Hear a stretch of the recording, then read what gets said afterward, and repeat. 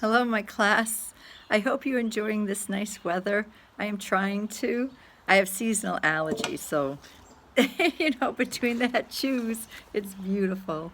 I just wanted to make this video to tell you how much I appreciated the self-introductions. I really did. I really have. And I want to encourage you to watch each other's self-introduction. This is not required, but when you see the group group, as a community, it's incredibly powerful. And it's just wonderful how many students from different walks of life are in this class together. And there are no mistakes. There's a reason why we met. There's a reason why we're sharing our ideas and thoughts. I read through the discussion boards. I do not get involved in the discussion boards. And I am delighted with how precious is the only word I can think of your stories are, and your specific examples, and how open. This class is incredible. It really is. And if you watch all the self-introductions, you will see that we have such a variety of majors, of ages, of stages of life. Some people have children, some people just starting out, different colleges, even a different country, right? Nicole is from South Korea, Agora, like right now. It's incredibly cool. And it's a pleasure to meet everyone because everyone has a story and everyone is valuable. But together, we're powerful and we form a really strong community. The only problem with this class, which I think I said from the beginning, is that it's going to go by so quick because it is an introduction to public speaking. It's just starting out, discussing some of the best practices and for you to discover the public speaker in you. Because just like at the end of The Wizard of Oz, when Dorothy says to the good witch Glinda, "I just want to go home," and she looks at her and she says, "You want to go home? Well, just click those ruby slippers and you'll go home." You had the power all the time. That's how I see you as a public speaker. You've had the power all the time. You just need a safe place to practice to get you going on it. I know that you can do it. I watched the self-introductions. You all were very articulate, clear, did not rush, took your time, looked at the camera, engaged the audience, and gave content that was very true to who you are. So it's very engaging, very compelling. I will do more videos like this.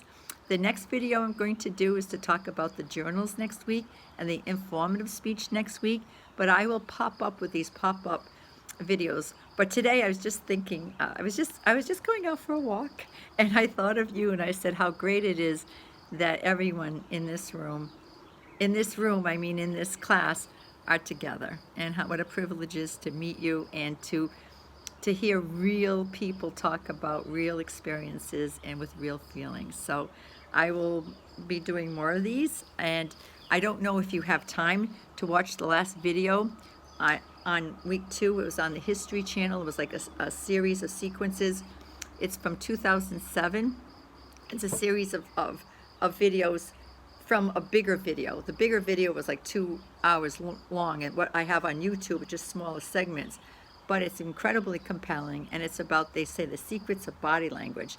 And you probably have read some of the chapters, or if not, watch the PowerPoints, and it's really not body language. It's visual, and it's part of nonverbal. Nonverbal communication, vocal and visual. So it's not just the body, but the facial expressions, the hand gestures. It's the body, but it's beyond that.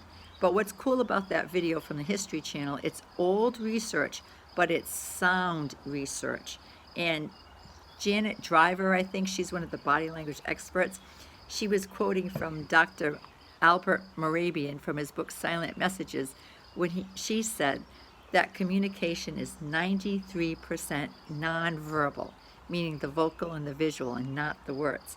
But I don't want you to be fooled by that, because yes, that's a study from Dr. Mehrabian back in the 1960s, and that is his statistics. He said 7% verbal, 38% vocal, and 55% the visual.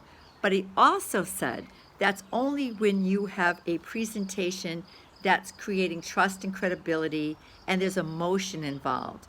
If you have a presentation that's something very technical, well, the words are really important and no one cares how they're delivered. It's the content in the words. So the words are important, and when you do your presentations, the more comfortable and confident you are with your words, the better your vocal and visual. And when you encode a message out to your audience, that audience is taking it in with their ears, what they hear from the words themselves and the emotions, right? The emotions in the sound, so the vocal, and then with their eyes, what they see, and then with their hearts, what they feel. So that's why we get those statistics of 7%, 38%, and 55%. Only when, what he said, I think Dr. Morabian said, when emotions and attitudes were involved. So it's not for all communication, but it will be for the communication in our class. And when I teach, it's very true.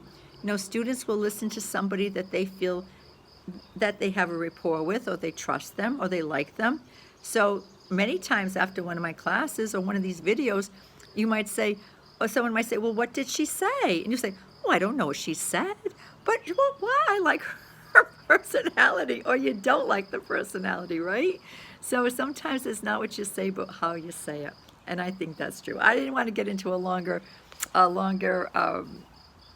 lecture right now. I do have lots of notes to lecture you on, and through the course of this semester, I will be delivering them to you. So I'll be doing formal videos like the last one, even though that didn't seem so formal when I was talking about the in the news. And then I'll talk about the journals, I'll talk about informative presentations, I'll talk about persuasion, I'll talk about listening skills, I'll talk about the final exam, and then I throw in some other things. We know when Julian Treasure talks about the importance of listening, I can't help but talk more about that. Or Amy Cuddy, when she uses phrases like, or the phrase, fake it until you become it. I am really into that too. All right, everyone, I'm hoping you're having a good day, and hopefully you have time to take advantage of this nice weather, and you too, go out for a walk.